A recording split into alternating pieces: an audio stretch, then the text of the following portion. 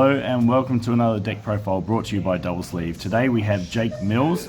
Jake came in 9th in our Oceanic Regionals, just missing out on top cut due to participation numbers. We didn't get a top 16, so only just missed out. Jake, thank you for doing deck profile with Double Sleeve today. Why don't you talk to us about your matchups and then let us know how they went. All good, thanks for having me. So first matchup was actually Umit from Double Sleeved, playing U7 Red Goku. It's a pretty controlling matchup, got there in the end. Second matchup was Sin Shenron with a young bloke from Interstate I've never seen before. Again, another control match, and it just gets to the point where you just control to win. And then I versed Sin Shenron again, Ryan from Double Sleeved this time, and basically it's very similar to the first one. I ended up milling him out on that matchup. Fourth matchup was actually Benny with Gogeta Zeno. He was the first place participant of the event. He went all in on a double strike attack, and I just brainwashed no more as you do, and he just scooped. Fifth was Soul Striker Red Blue. I'm not really sure what the deck did. I tried to control the match as much as I could, but it was my first loss for the day. He didn't play too many cards, so I'm not sure what his build was actually like, but he was a very good player. Sixth matchup was DKP, Chris Chong. Interesting matchup. Tried to aggro me down, and I just controlled it to the point where I just got the game. Then the seventh matchup was Gogeta Zeno again, another interstate player. I'm not sure who he was. He's a nice guy though, and got down to the point where I tried to Oceanus the winning blow, and he just super Kamehameha'd it and swung again, killed me. The eighth matchup was SS4 Vegeta with Will from Collector's Company.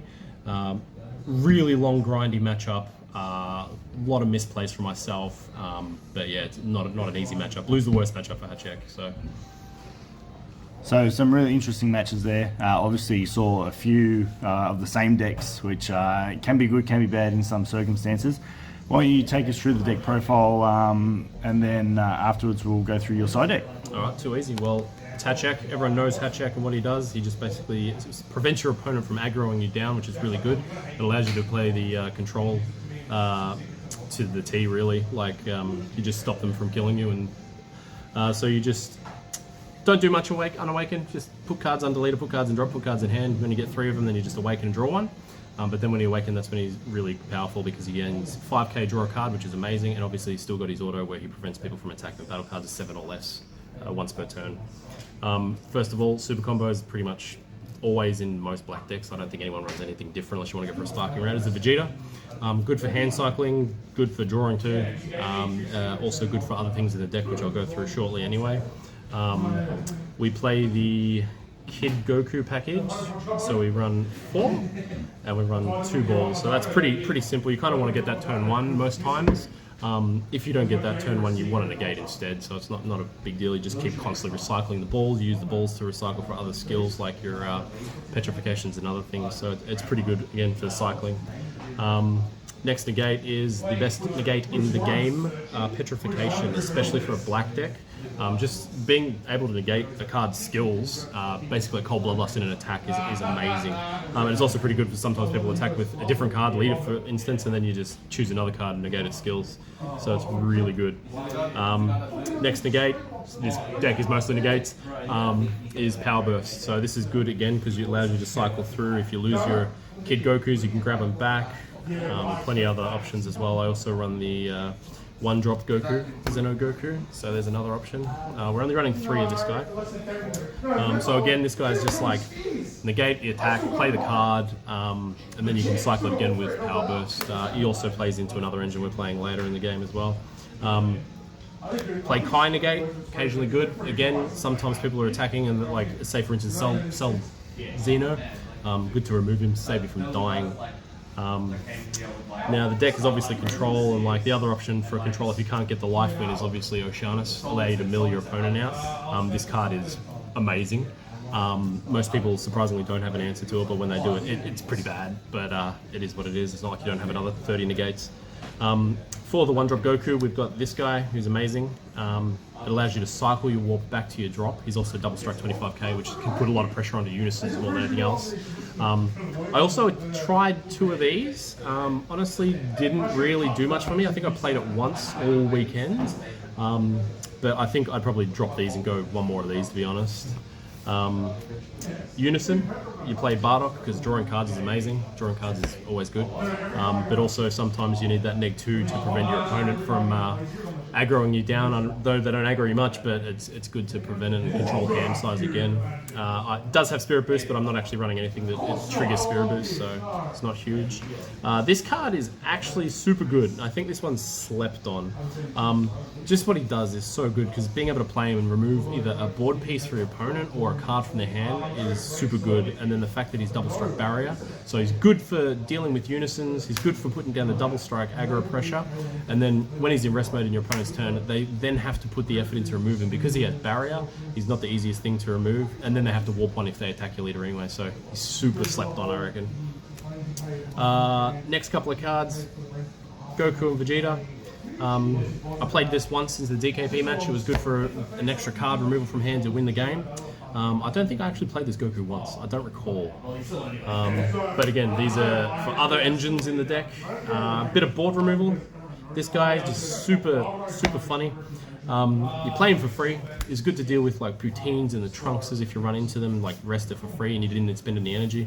And then you can activate the main to remove him from game, remove him to the drop area and remove one of your opponent's battle cards, which is higher than their energy, which I made the mistake on multiple times in the SS4 matchup, which was good fun.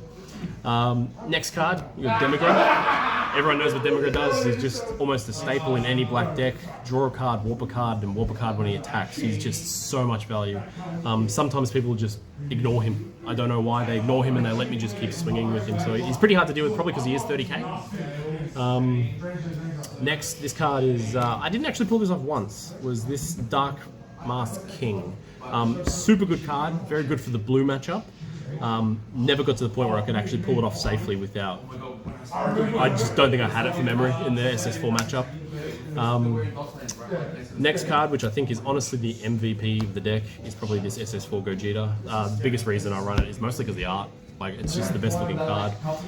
Usually if you can get this off, you can pretty much secure the win. Your opponent usually has to spend too much resources to remove it. Even if they do, you can play it again on the next turn. So sometimes there was, I think once, where I actually had 2 of them out, and warping 4 is insane per turn. Also blocker, so saves your leader again. Next card, because blue is the worst matchup. Obviously Turning the Tide exists. It's a real rough matchup for any deck, but these are main board for this deck. But in the same time, I only versed blue twice for the weekend, and I literally just sideboarded them out the entire time. So, and the one time I did have them into blue, he didn't play Turning the Tide, so that kind of screwed me a little bit. This is a one-off. This is Ghost Warriors. Actually put in some work this weekend. It's slept on card as well. Your opponent can't untap energy in their turn unless they warp 5 cards with a battle card or extra skill. So this actually procced against the Soul Striker matchup once, and I used it against the SS4 matchup 3 times. So we ended up warping 15 cards to untap 3 energy. So it's actually really good. Plus it draws you 1. Draw is good. 1 off negate, max power Kamehameha. Worst case scenario, you negate the attack and you gain it back. Best case scenario, you remove a big board piece. I actually used this, I think, once on a Salzino, which is just insane for 1 energy. This card, super old, set 4 I think it is, set 3, super amazing. Can grab any black card from your wharf when you play it. Also double strike 20k, which is again good for unisons. Giving 2 damage to a unison is huge. Brainwash No More, again, staple of black decks. Prevent damage, prevent you losing a game pretty much any time. Obviously worked against the Gogeta Zeno. This Vegeta was actually super interesting. He is draw 1, remove a barrier card, so he's actually super good. The only downside is you pay 2. I don't think I actually pulled it off, but drawing 1's always nice, and removing a barrier card, which is a problem for any deck most times. Again, Fu, mission accomplished, really good card. If you can get it into your drop, it's good discard fodder. and then you just pay 2, and like you can grab almost any card. 7, I think it's 7, 3 to 7, 7 or less. So there you go. So you can grab any card from your drop or warp for 7 or less. So most times you want to grab your Oceanus more than anything else because it allows you to cycle them constantly. And again, milling. So there goes your control option. SCR was a bit of a rough choice because we weren't sure what to choose. We were tossing up in testing between this and the Kai. We tested the Kai, but we figured you don't get attacked often enough with this leader to require the Kai. Like, it is nice to get off a 50k double strike and then prevent your opponent potentially killing you, maybe. But ultimately, this card is just too good. So we chose to run this purely, mostly for the mill factor. Milling your opponent 7 and just wins the game. So I got that off against Ryan in round 3. I attempted to get it off against the SS4 player, but unfortunately he had Trunks. I tried my best, but I couldn't get there in the end. Sideboard. So the sideboard was pretty simple, really, I think. So 3 BMS. I've had this for DKP and Trunks. Didn't verse Trunks all day, so I didn't need it for that. And when I did actually end up versing DKP, I didn't even side it in. I sided in some other stuff. Next cards were the Ultimate minus Energy Ball. Really good card, especially with the Bardock Unison, because if your opponent attacks, you can potentially remove a barrier piece of 15k or less, which is really good into the Trunks matchup. And occasionally the DKP matchup, so that's what I sided into. It does have an additional effect where you pay 1 energy and you can add 15k to a card for the battle or turn. Really good card. I had Finn. Finn is just an insanely good sideboard piece for most decks, especially for decks that go wide. I did side this in against both Sin matchups and the DKP matchup, but DKP, I managed to control the board so much that it wasn't even necessary. I think I comboed it off in the end. I also sideboard two Deborahs. Deborah is just amazing.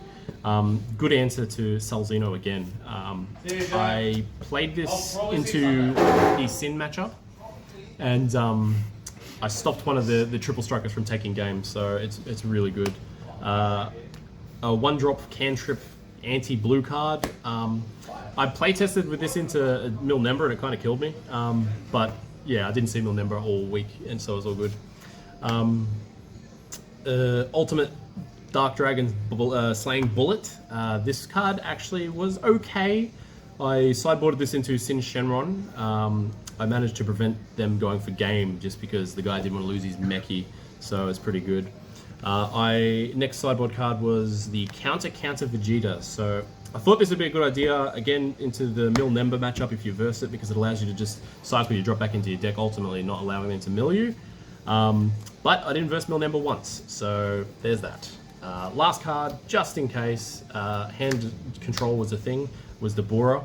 I mean, play for 1, draw 2, it's like good for anything, but unfortunately I didn't verse discard once, so it wasn't even needed. But yeah, that's my deck. Beautiful. Well, obviously did really well, still end up finishing 9th. But having said that, is there anything that you think you would change? Obviously you mentioned the God Trunks, you didn't really find it useful. Is there anything you would change side deck wise, main deck wise, where you think it will do a little bit better? I would probably go for an additional Marseille Brainwash No More, in all honesty, because this card's just MVP, but having a 1-of is pretty rough. It forces you to spend resources grabbing other cards back through, like, either with your Fu or your Trunks power overseeing time. So it's like you kind of want to save those for better options, like your Black Smoke or even your A-Drop Gogeta. So, I mean, they're much better options, but I'd probably pump that to 2. Maybe drop Trunks completely and up the 5-drop Goku to 3 instead of 2. But yeah, that's pretty much what I'd change, really.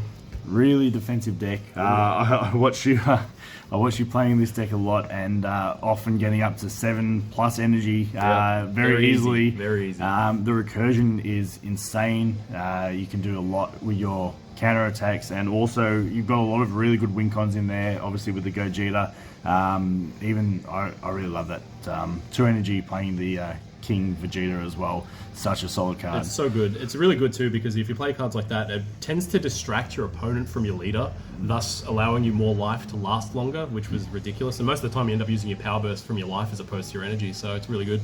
And not too many decks running above 7 costs. If they do, it's really their win con. So you can obviously stop them from swinging with battle cards. So Hatch, really good choice, obviously. Thank you for doing the deck profile double sleeve today. Congratulations again on getting 9th place. And then, if you like the content, be sure to like and subscribe. We'll put the deck profile on DBS Deck Planet, and we'll leave that in the description as well for anyone who wants to have a look at that. Thanks for watching. Thanks, Jake. Thanks, guys.